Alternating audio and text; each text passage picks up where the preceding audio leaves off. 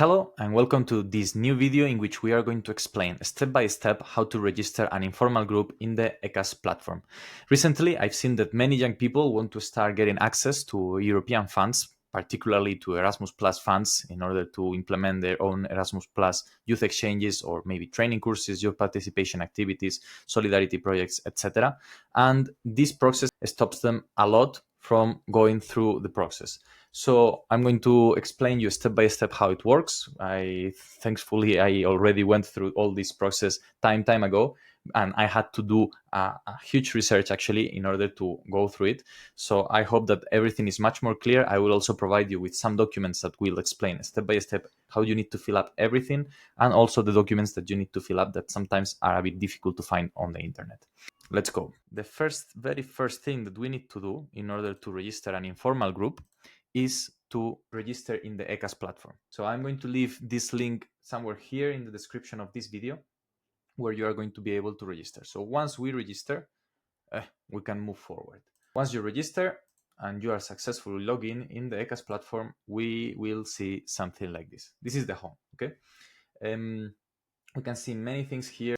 We are not going to work that much into all of this. We are going to focus on how to register my organization. So here in organizations, we can basically come and click register my organization.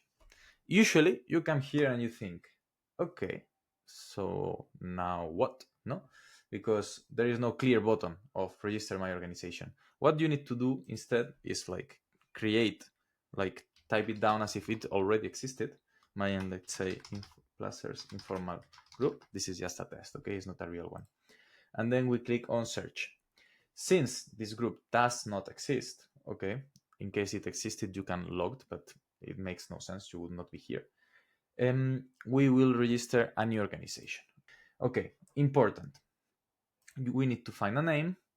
We need to fill up all this information, and we need to click here, but name number not applicable, because we don't have a registration number.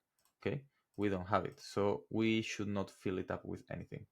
Then we will fill up with different information, region, of course, all of this. Legal address, you should put yours or like the legal representative. You should find one, okay?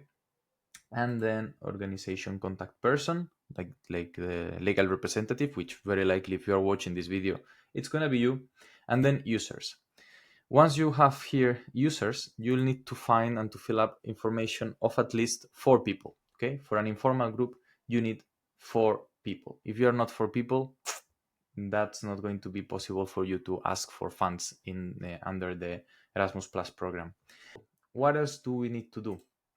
We'll need to add different information, basically this information, okay? You will need to fill up this one, like natural person, okay? So you will need to fill up this document there, and you will need to also include the financial identification. The next step would be to register in the EU Funders and Tenders portal, which I can just can check it out here. No, this. And then you would have an accepted, and maybe certified. Not all the times you get certified, but still you can apply for projects, and you can still operating and asking for Erasmus Plus youth exchanges funds, and also youth participation activities and solidarity projects. If you like this video, well, you know how it works. You can leave us a like to this video, subscribe to the channel. We create more content for people who is starting within the Erasmus Plus world as professionals. You can also check different videos in the channel, and if you like it, let us know in the comments if this video helped you. Thank you very much, and of course, see you in projects.